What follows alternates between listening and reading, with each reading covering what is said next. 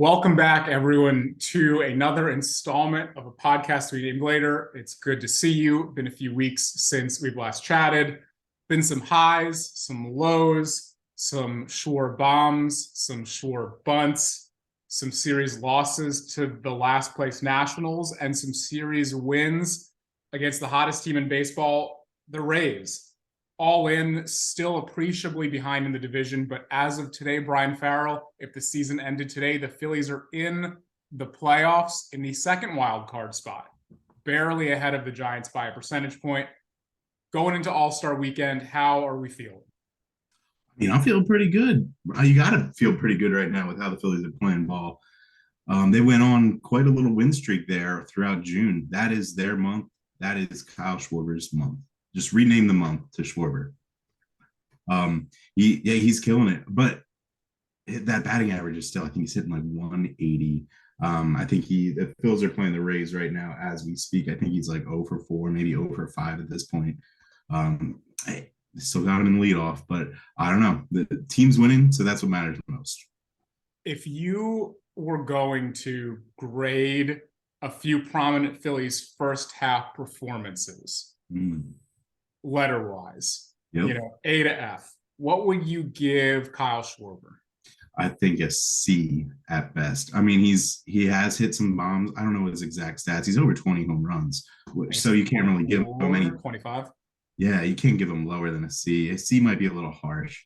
He's hitting 188. That's rough, and he does get on base, so I get why Rob Thompson wants to leave him in the leadoff spot. But even still, his OBS is not where it needs to be from a leadoff standpoint. So yeah, I give him a C. Where do you stand on Schwarber?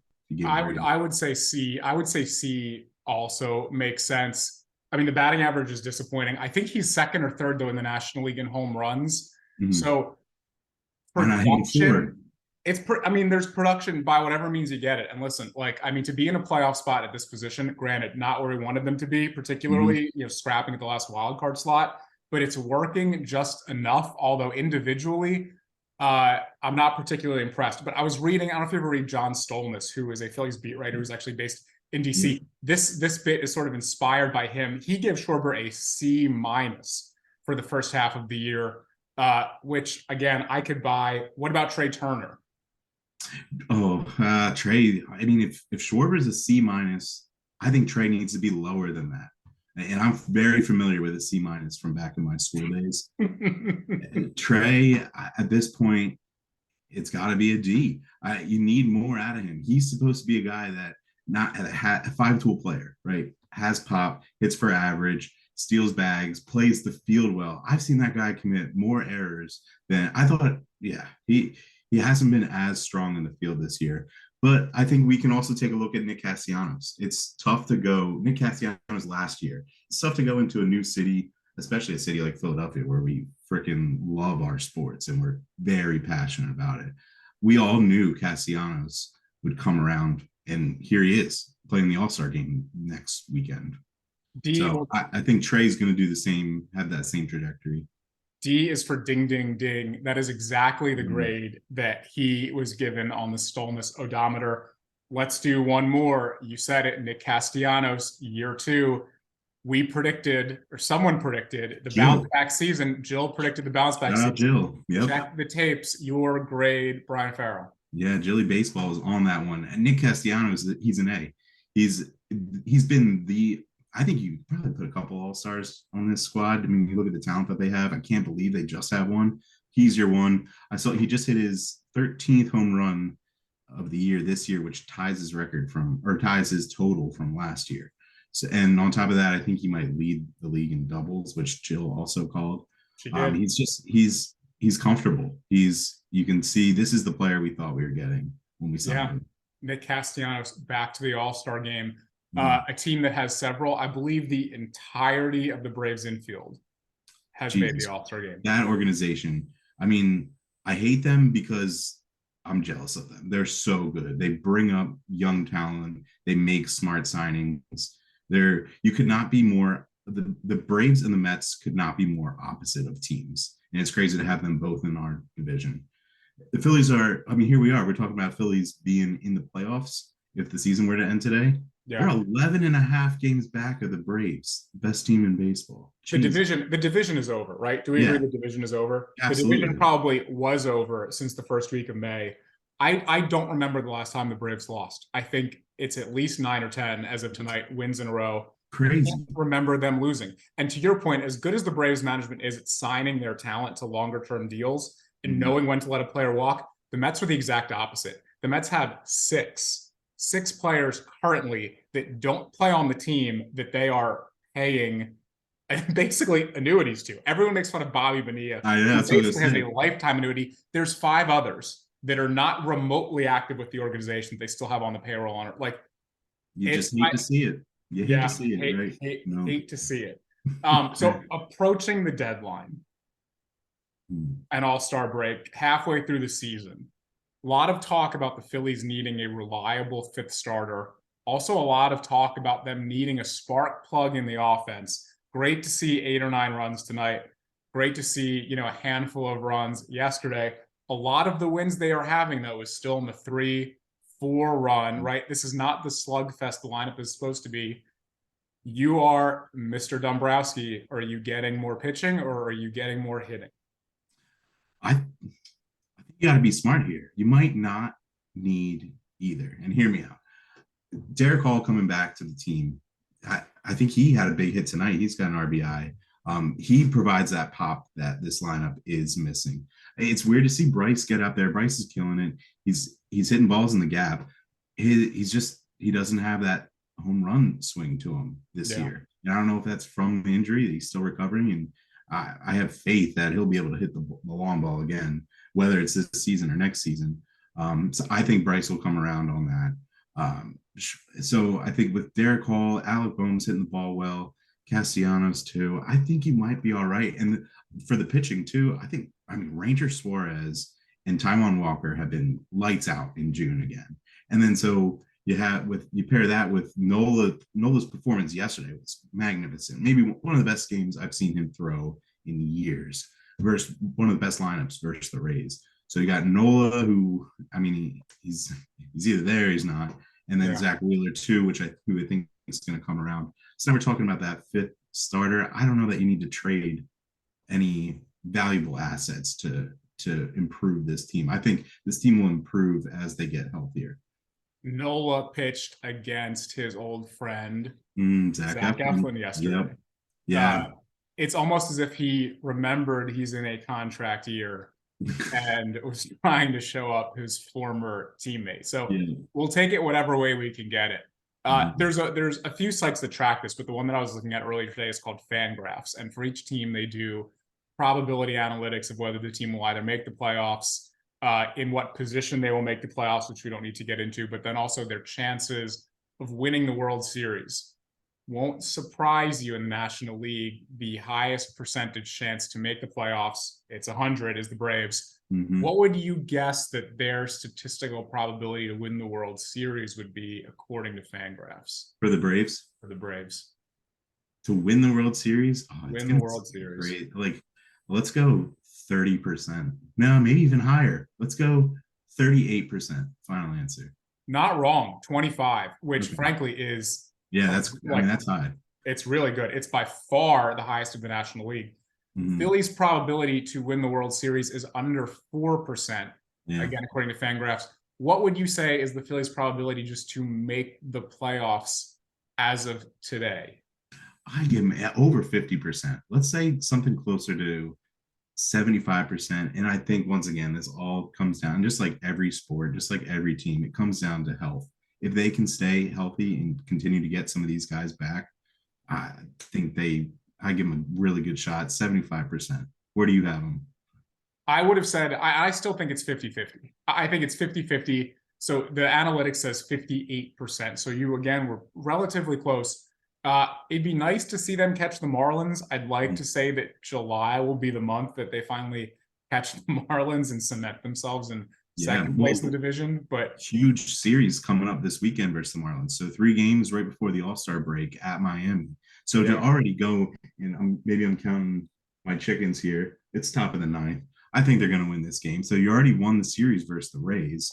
If you go in and if you can sweep them, I mean, they're on this. So the Phils are on, what's their win streak on away games? Six. I think it's six. I think they're at No, six. it's high. I think it's 10. I think they're double Really? digit winning. Yeah, away wins. They lost a couple at home, Okay. but just away 10 in a row. That's insane. That this team was always known for losing on the road. They win their home games with the fans. If they can keep that hot going into Miami, you take three from. I think the Marlins will fall apart. I'm banking on them falling apart. I don't know how the Diamondbacks can keep playing as well as they are. I see the Dodgers end up taking that NL West, maybe, and the Diamondbacks maybe get one of the wild card spots. On the road in Miami, on the road in Arizona have been two absolute houses of horror Yeah. the last few years. They took care of business in Arizona last month. As you said, a series coming up in Miami shortly. Be nice to finally assert some level of dominance against these teams. Yeah, maybe we need to call up Jamie Moyer. Jamie Moyer used to have the Marlins number in Miami for whatever reason. I don't think he ever lost to them at Florida Marlins back then. But maybe see what old man Moyer's doing. Get him out on the mound. I think a lot of players have the Marlins number, just none of them happen to be Phillies players. Yeah. It's like the one level of kryptonite. It's been there. Yeah, it's been there. Al Horford to Joel Embiid. It's just like a bad team that beats them every time. We'll get to the Sixers later. I want to do one more question on this because I thought it was interesting. So probability for a World Series rematch. So Phillies just under 4%. Astros significantly underperforming this year as well. Their playoff probability still decent. It's about 70%. I think, folks think they'll bounce back. They're a few games back in their division. Their chance to repeat as World Series champions. Want to take a guess or you want the number? Repeat. I'm going to go single digits. 8%. Yeah, close. 7. 7. Yeah. 7. Right there. That's crazy. They got the same core there pretty much. I mean, I think they did lose one or two guys, but that's essentially the same core that they had last year. Prophetic. Mm-hmm. Very, very impressive. Yeah. Are you going to be doing Brian's bitching tonight? I do have something. Oh, good. I got something. Okay. So I watched the Phillies game last night. I recorded it. They played at 4:00 on the 4th of July. We were out of town all last week. So we were on vacation, had so much fun, but we didn't get to see many Phillies games. So we're driving back from North Carolina yesterday, and I'm so excited to get home. I'm recording the Phillies on YouTube TV, and I can't wait. You guys know I watch the majority of my sports on delay. And so the downside of that is having to not look at your phone or turn my phone off. And so a lot of times when I'm talking to you guys, I reply hours later. It's because I'm trying to not look at my phone so I don't see the score. So we're driving. It was a 9-hour drive back from North Carolina yesterday. And we got back right at 7:00, which is right around when the game should have been ending. Yeah. And we listened to podcasts the entire way, which was perfect. Kept our mind off things. You were fully insulated from the world of the Phillies. Completely. Yep. We're on 95 in Wilmington. We're less than 10 minutes from our house. We just finished a podcast episode, not worth starting up another podcast for the last 5 minutes. So we turn on the radio. My first thought is like, okay, don't put on sports talk because they're going to talk about the Phillies. So we had a country music station on. Sure enough, this country music station decides to report out on the Phillies. When does this ever happen? 92.5. What are you doing? I just spent 4 hours not looking at my phone so I could watch this damn Phillies team that I haven't seen in a week. And the country music station is the one reporting out news. I was livid. Yeah, when you go to those lengths to not look at your phone for hours and just cut off all communication with people. And then I'll never listen to 92.5 ever again.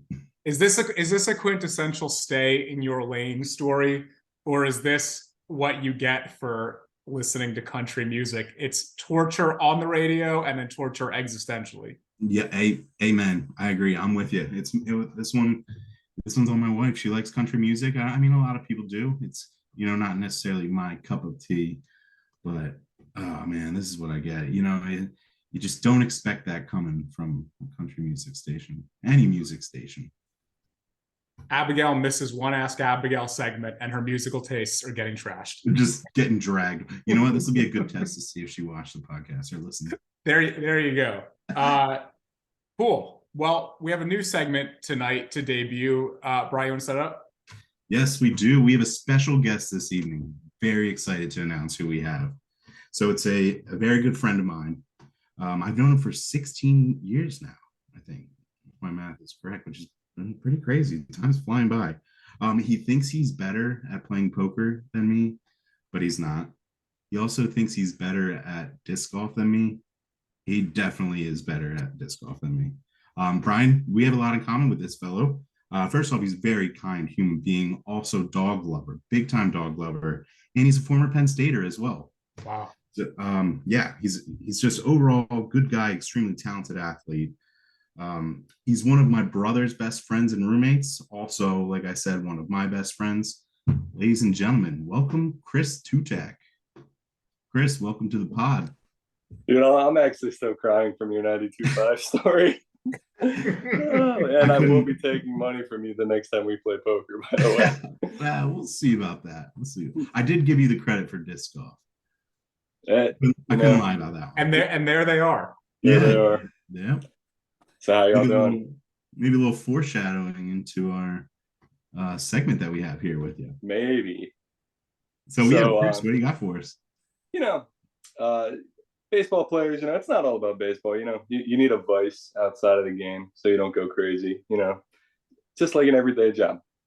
So what I thought would be fun would to go through a couple of current MLB players and what they do outside of the game. So I'm going to give these guys the sport, and they're going to try and guess the athlete. That's what we decided on, right? Okay. Give you some hints because it's going to be hard. The most prominent example I can give, I already talked to Brian about this one a couple weeks ago, is I think a lot of people know Mookie Betts is a great bowler. Do they call them scratch bowlers when they're? I don't know what that. Or is that like a scratch golfer? No, I'm not 100% sure, but I don't know. I remember watching him on like the ESPN thing, just bowling with like DJ Khaled and a couple other Wayne celebrities. Wade was always on that. Yeah. Yeah, another one, right? Yep. So why don't we just get it started with good old disc golf? What MLB player do you think is a sponsored disc golfer? Sponsored. So does that mean he's professional and gets paid? I'm not sure how much he gets paid, but he definitely he will promote for the company. It's actually a Wilmington, Delaware-based disc golf course. There's a local tie. Yeah. Birdie disc golf course. Huh. Cool. Company. Can we ask a question? Like, do we get questions for this? Mm-hmm. Sure. Is it a Phillies player? No, none of these guys are going to be Phillies players, unfortunately. I couldn't dig up any dirt on them. When I think of a disc golf player, I will say he is a pitcher. Okay, see, I was going to say, yeah, someone who throws. Makes sense. I guess that makes sense. Yeah. And I think when I think disc golf, I think of outdoorsmen too. So I'm thinking like maybe a big beard or some long hair. Someone who, you know, likes to crack a beer out on the course. Am I right? Yeah. Oh, yeah. Absolutely. It's not golf if you're not drinking. Is it a current player? Yes. Does he have any other local ties? Not to my knowledge. He pitched very well last year. He was one of the ERA leaders last year. Not pitching as well this year. I'm ready to make a guess. Send it. Is it Garrett Cole? Unfortunately, no, it's not Garrett Cole. He is AL Central pitcher. Okay. This guy is okay. That's a tough division. I say the team, I feel like that gives it away. Shane Bieber. No, that's a good guess though. Not the correct team either. Okay. All right, give it to us. Oh, Zach Greinke. Oh no. All right, now give it to us. One Dylan Cease. Dylan He is sponsored by Birdie Disc Golf, and the mustache. Now it makes sense. Isn't there a That's mustache? not actually not his mustache. That's my boy Oh. Dylan Horst's mustache. Shout out Dylan if you ever watch this. Probably not. So let's see. I was gonna go with that one next, but I'm gonna go with sport is soccer here. This guy played. He could have gone to professional soccer, but he was better at baseball. He played in his native country of, I believe he's Dominican. I could be wrong. Let's go. All right. Trying to think. A lot of those Dominican guys hit for power, and that's usually a bigger guy, not really a soccer type body type. I think I do have a guess though. You want to ask any questions beforehand? Can we get a division? They're in the NL West. Damn it. I was gonna. Okay. Is it Julio Rodriguez? That's what I was thinking too. NL West. Rizzo. I know. That was gonna be my guess. We got is he is he a Dodger?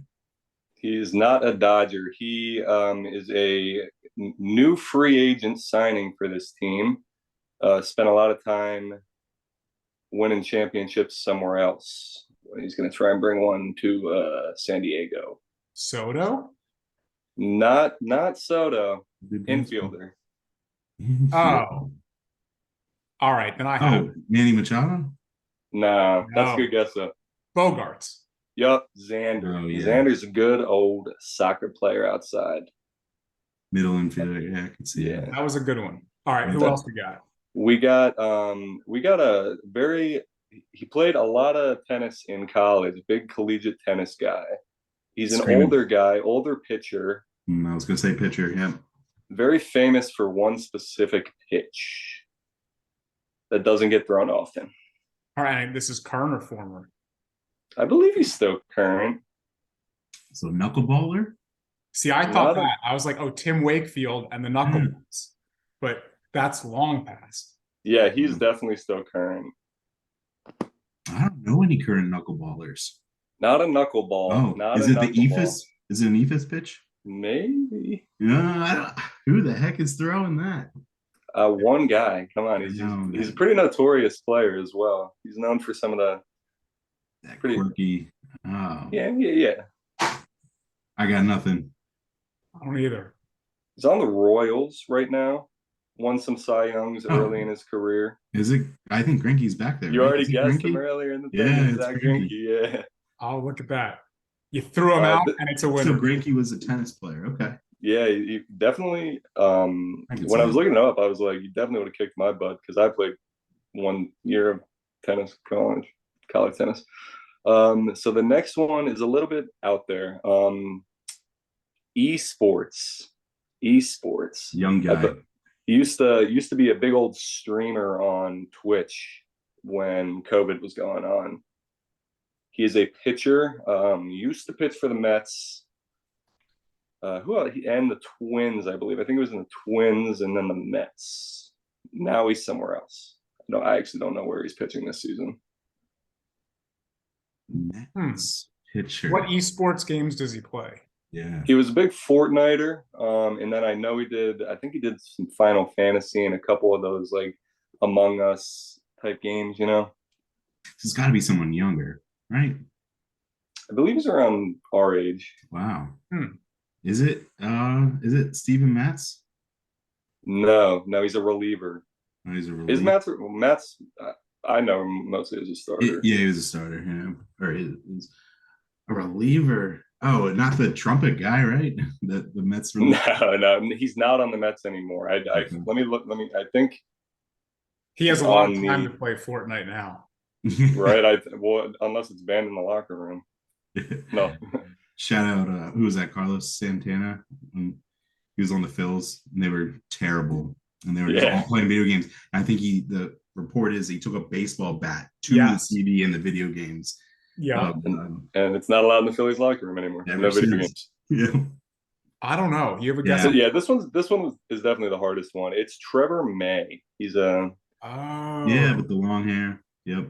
Yeah. And then the last one, he's probably the most famous on this list. He's a scratch golfer. Plays a lot of golf in his free time. Definitely the most award-winning pitcher here. All these pitchers, what's that show you? Pitchers are athletes. Yeah, I mean, Oh man. He's won Cy Youngs for a couple different teams. He had our number in the World Series last year. Yeah, Verlander, right? Yep, Justin Verlander. He's a scratch golfer too.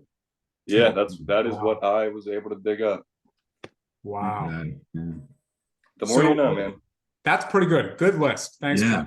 Interesting. So with the All-Star break coming up, home run derby, All-Star game, right? Phils have Castellanos, as we know. Braves have seemingly the rest of the team. You have any early favorites, early predictions for home run derby? Yeah, I have the list up here right now of who's in it. There's definitely people I'm rooting for. Definitely people I'm rooting against. Pete Alonso. Freaking talk about the biggest nerd, most boring player in the entire world of any sport. Fucking Pete Alonso, man. And he just eats up this home run derby. It's the only thing he's got going for him and his team. Fucking okay, so you can tell I'm rooting against Pete Alonso. We almost got to this episode without having to mark the line on YouTube. I was doing my best, so now I get to drop one. Gone. Do it. Fuck it. Nah. We're there. We're in adult territory, boys. Fuck it. Yeah, for all my Mets fans, fuck the Mets, am I right? Yeah, amen. Fuck the Mets. God, I'm gonna send it to all of them. Yeah, we also got J-Rod in the home run derby, who, if you remember from last year, really took the stage. Of course, Vlad Jr., Mookie Betts. Adley Rutschman was an interesting one, I thought. You never see catchers in the home run derby. So I'm going to be rooting for Adley this weekend. Okay. Or next weekend, I guess. Yeah, those are the big stars. So who are you guys rooting for? I'm pretty upset. Go ahead, sorry. I could not care less about the All-Star game, home run derby. Not interesting at all. I know it's in Seattle because my brother lives there and I made that mental connection, but I just can't think of a sporting event that I'm less interested in watching. Mm-hmm. I think the only thing it has going for it is that there are no other sports going on. If there was anything, you might have the CONCACAF Gold Cup. So maybe I think USA plays this Sunday, and I think they're finally in like a tournament stage. But I mean, there's nothing going on. I don't even know what that event is. It's soccer. Oh, yes. Let me tune in immediately. Oh God. Chris, did you have an opinion on home run derby or anything else? I was pretty upset that I guess he just got called up, so it's pretty hard. But I'm pretty sad Ellie's not in it. Ellie De La Cruz on the Reds. No, that would be cool. But I'm rooting for Vladdy. Mm-hmm. That's another good one. Yeah. So earlier tonight we had brought up, and this is a topic we don't usually get into, but it's timely given what's going on in the Philly sports universe. The Sixers and the hiring of their new coach, Nick Nurse, and obviously the dismissal of Doc Rivers and the perhaps comedic component there that Harden wanted Doc gone. He then got fired, and now Harden is 50-50 as to his own return. Do you guys have any thoughts? We haven't spoken since the debacle of Game 7. Any thoughts on that or on the hiring of Nick Nurse? Yeah, Chris, you want to go first? I'll let you take the floor. I mean, for coaches that were on the table, I'm cool with it. It's another championship winning coach of the year. We'll just see how Embiid responds to him, Maxey responds to him, see what kind of energy he can bring, if he can handle the Philly energy full time. Mm-hmm. But I mean, for who's on the table out there, I mean, I'm okay with it. Yeah, I think I'm with you on that. I mean, Doc needed to go.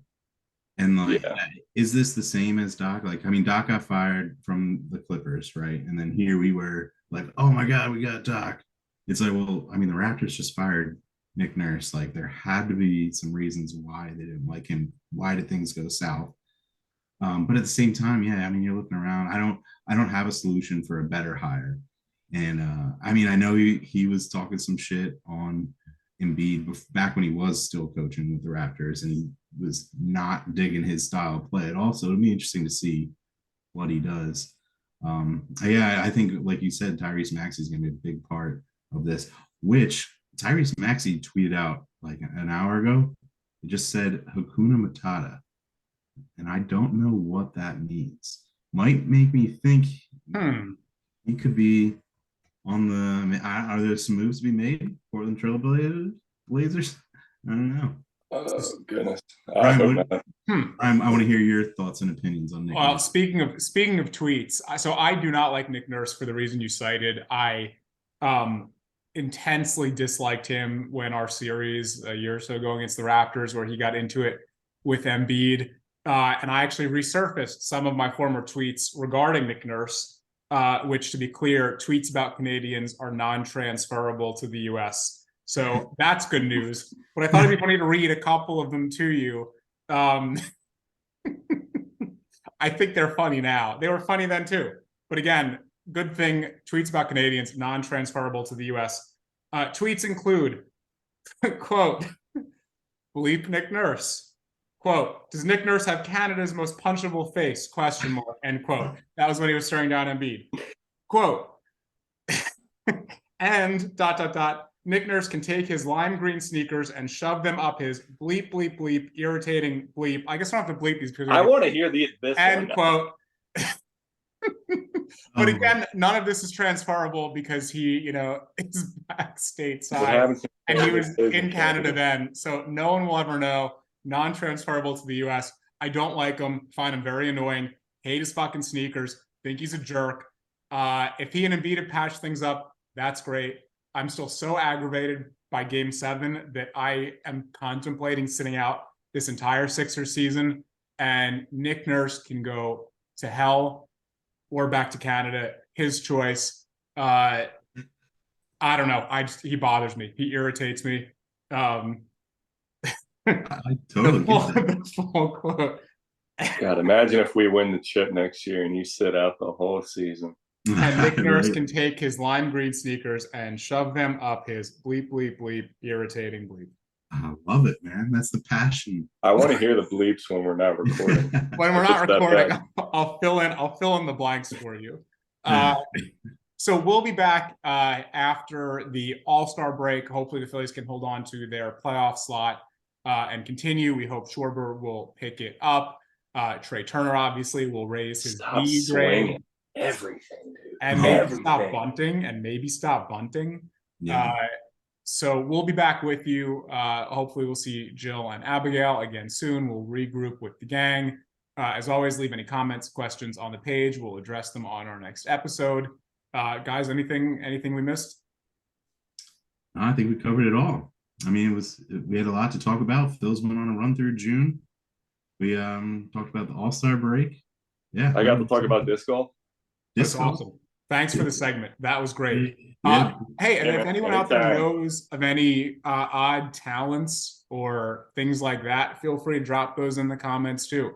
We'll read them and respond. All right. Thanks, everybody. See you later. Sounds good. Love you guys. Bye.